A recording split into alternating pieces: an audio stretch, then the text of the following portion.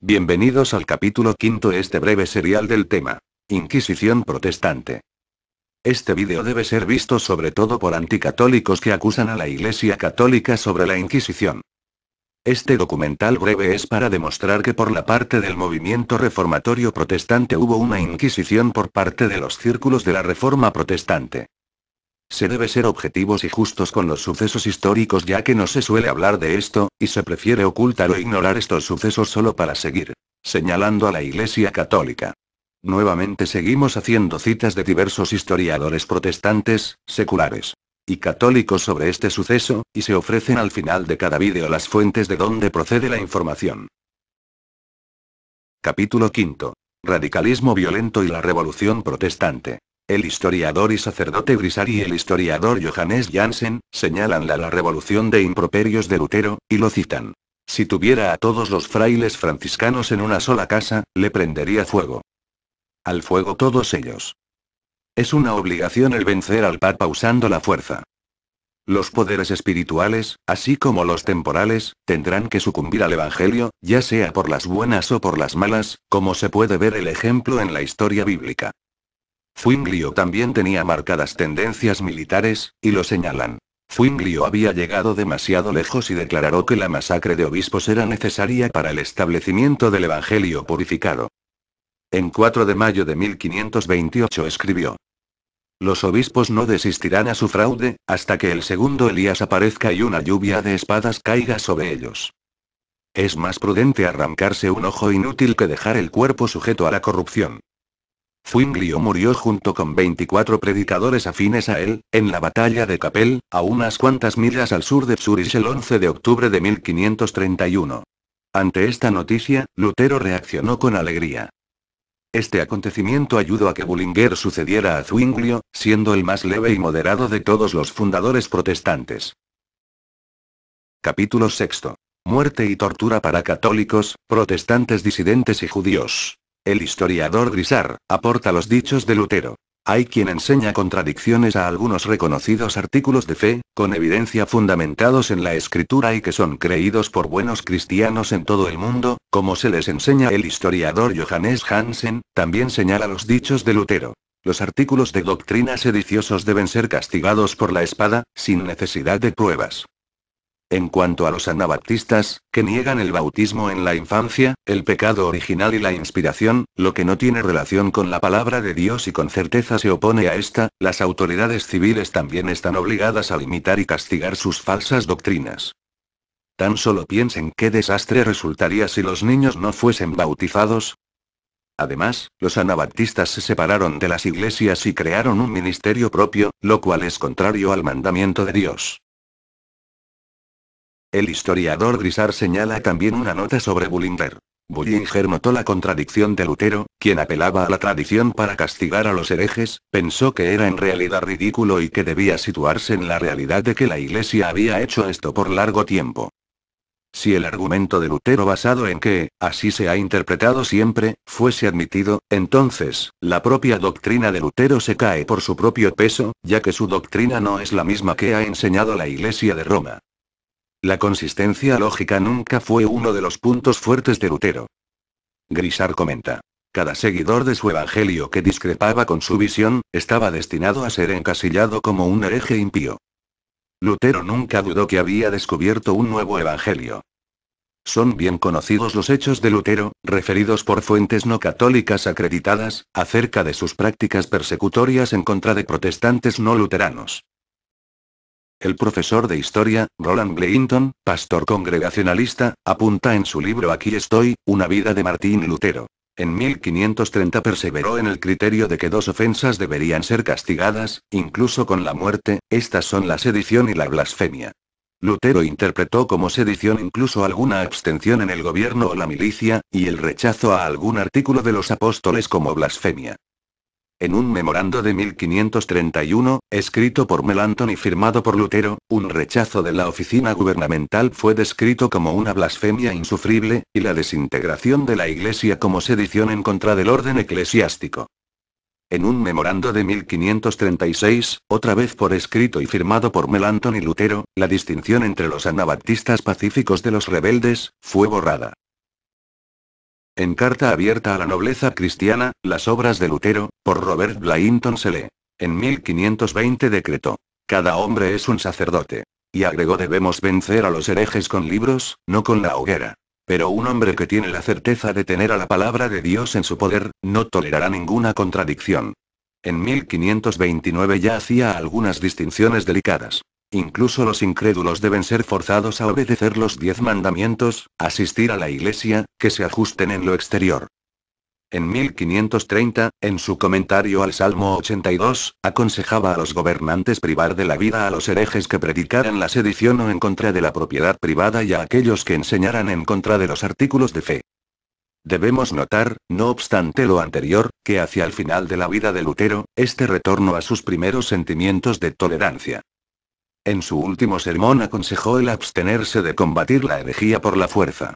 El historiador Johannes Jansen, Will Durant, Preserve Smith, coinciden. De nueva cuenta, como en el caso de la revuelta de los campesinos, fue muy tarde para corregir el camino, su fin llegó.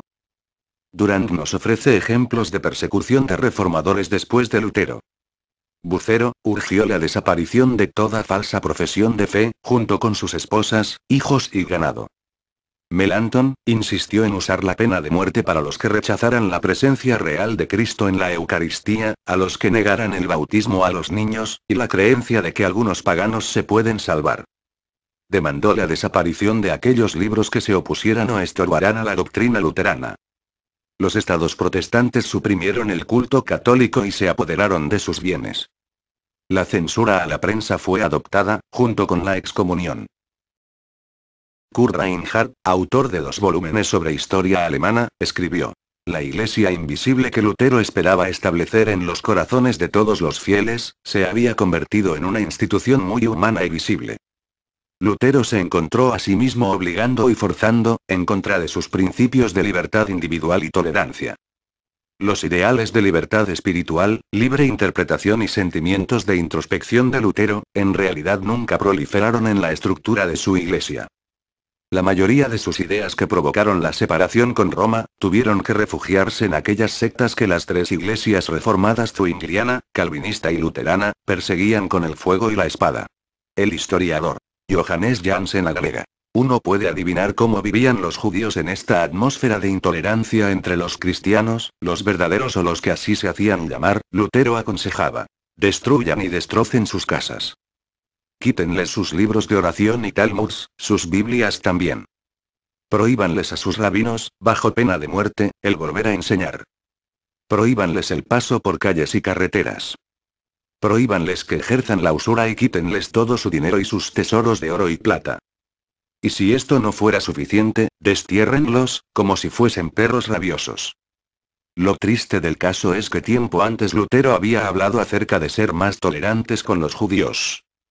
Ahora, en su vejez, atacado por la enfermedad, la frustración, la discordia y la duda y muchas veces también con la duda de sí mismo, otra vez soltaba la lengua con consecuencias incalculables. Por parte de Melanchthon, otro reformista alemán, y sustituto de Lutero, los historiadores Hartmann Grisar, Johannes Jansen, Preserve Smith, y Will Durant, señalan en sus libros lo siguiente. Melanchthon aceptó la dirigencia de la Inquisición secular que prohibió el anabaptismo en Alemania, bajo pena de muerte. ¿Por qué debemos sentir más pena de aquellos hombres de la que Dios no ha sentido por ellos? Preguntó. Él estaba convencido que Dios había condenado al infierno a los anabaptistas. Una inquisición ordinaria se creó en la Sajonia, con Melanchthon a la cabeza, bajo la cual muchas personas fueron castigadas, algunas con la muerte, otras con prisión de por vida y varias con el exilio. Incluso cuando los anabaptistas no promovían de manera explícita la sedición ni la blasfemia, era, en su opinión, la obligación de las autoridades darles muerte. Hacia finales de 1530, Melanchthon elaboró un memorando en el cual se defendía un sistema de coerción con la espada, esto es, muerte para los anabaptistas. Lutero lo firmó con las palabras «esto me complace». Y agregó: aunque pueda parecer cruel el castigarlos con la muerte, es más cruel para ellos el no enseñar ninguna buena doctrina y perseguir a la doctrina verdadera. El teólogo protestante Augusto Hunzinger concluye: era costumbre de Melanchthon, para no perder tiempo, utilizar el recurso del fuego y la espada. Esto fue una gran mancha en su vida. Muchos hombres cayeron, víctimas de sus designios. En 1530, Melanchthon recomendó pena de muerte a aquellos que rechazaren la presencial real de Cristo en la Eucaristía. Pero, después cambió de parecer acerca de este punto de doctrina. Por su parte, el historiador y escritor especialista en la rama menonita, John Root, afirma en su libro sobre Zwinglio, uno de los primeros reformadores protestantes, lo siguiente. Jóvenes estudiantes de la Biblia, que alguna vez habían sido instruidos por Zwinglio, proponían una reforma más radical, se negaban a bautizar a sus hijos amparándose en sus primeras ideas. En enero de 1525, Zwinglio concluyó que ellos merecían la pena de muerte por desgarrar el tejido de una sociedad cristiana sin fisuras. El historiador Johannes Jansen comenta sobre Zwinglio. La persecución de los anabaptistas comenzó en Zúrich. Los castigos ordenados por el Consejo de Zúrich consistían en ahogar, quemar o decapitar, de acuerdo a lo que pareciera más recomendable. Es nuestra voluntad, declaró el Consejo, que en cualquier lugar que se encuentren, sea uno o varios, sean ahogados a morir y ninguno de ellos sea perdonado. De Bucero, otro reformador protestante de Inglaterra, comenta. En sus diálogos de 1535, Bucero llamó a los gobiernos a exterminar por medio del fuego y la espada toda profesión de falsa religión, ya sean mujeres, niños o ganado. Sobre Knox, reformador protestante de Escocia, que tuvo que ver con la muerte del cardenal Beaton, el historiador Will Durant declara en sus libros. Sus convicciones recordaban las prácticas más obscuras de la Inquisición. Cada hereje debía ser condenado a muerte, las ciudades con predominio de los herejes debían ser golpeadas con la espada y destruirlas al final. Para el hombre carnal, esto pudiera parecer un juicio muy severo. Sin embargo, no haremos excepciones, y todos serán conducidos a la muerte cruel. En estos casos, la voluntad divina desiste del razonamiento para dar paso a la ejecución de sus mandamientos. Sobre la situación protestante en Inglaterra, el historiador Will Durant y Philip Hughes comentan. Elizabeth, en 1575, condenó a la hoguera a 2 anabaptistas holandeses. En 1535, Enrique VIII ejecutaba en un solo día a una veintena de ellos. 6 monjes cartujos y uno de la orden brigidina fueron colgados, el obispo de Rochester, San Juan Fisher, fue decapitado. En mayo y junio de 1535, otros fueron desollados en vida, ahogados y descuartizados, por negar que Enrique VIII fuera la cabeza suprema sobre la tierra de la Iglesia de Inglaterra. Hugh Latimer, un reformista inglés, empañó su elocuente carrera al aprobar la quema de los anabaptistas y los obstinados franciscanos bajo el reinado de Enrique VIII. La reina Elizabeth escribe a Philip Hughes. Se decretó una definición de herejía que nos hace la vida segura a todos los que creemos en la Trinidad y la Encarnación. Esta ley deja intacto el principio que dice que la herejía es castigable con la muerte. Cualquier servet inglés pudo haber sido condenado a la hoguera bajo el reinado de Elizabeth, y de hecho, en 1589, condenó a la hoguera a un arriano. No fue hasta 1679 cuando fue abolida la pena de muerte por herejía en Inglaterra, por un decreto del Parlamento bajo Carlos II. El historiador John Stoddard lleva la cuenta de Enrique VIII, fundador del anglicanismo. Asesino de 2 esposas, excomulgó a muchos miembros de la nobleza en su tiempo, que tuvieron la conciencia y el coraje para oponérsele. Entre estos personajes, estaba el venerable obispo Fisher, y Sir Thomas More, uno de los hombres más distinguidos de ese siglo. Cuando Enrique VIII comenzó su persecución, había unos 1000 monjes dominicos en Irlanda, solo 4 sobrevivieron cuando Elizabeth llegó al trono 30 años después. Las ejecuciones comenzaron con rapidez, alrededor de 800 al año durante casi la última mitad del siglo XVI. Hallam, protestante, relata que las ejecuciones de sacerdotes jesuitas, en el reinado de Elizabeth, estaban caracterizadas por el salvajismo y el fanatismo, que no estoy seguro que la Inquisición haya sobrepasado. Los detalles de tales atrocidades no complacerían a los lectores protestantes, acostumbrados a pensar que todas las persecuciones religiosas han sido llevadas a cabo por los católicos. Sobre Calvino, los historiadores Smith, Durant y Harkness, dicen. En el prefacio de su obra Las instituciones, admitió el derecho a gobernar mediante la condena a muerte de los herejes. Él pensaba que se debía odiar a los enemigos de Dios. Aquellos que defienden a los herejes deben ser castigados también.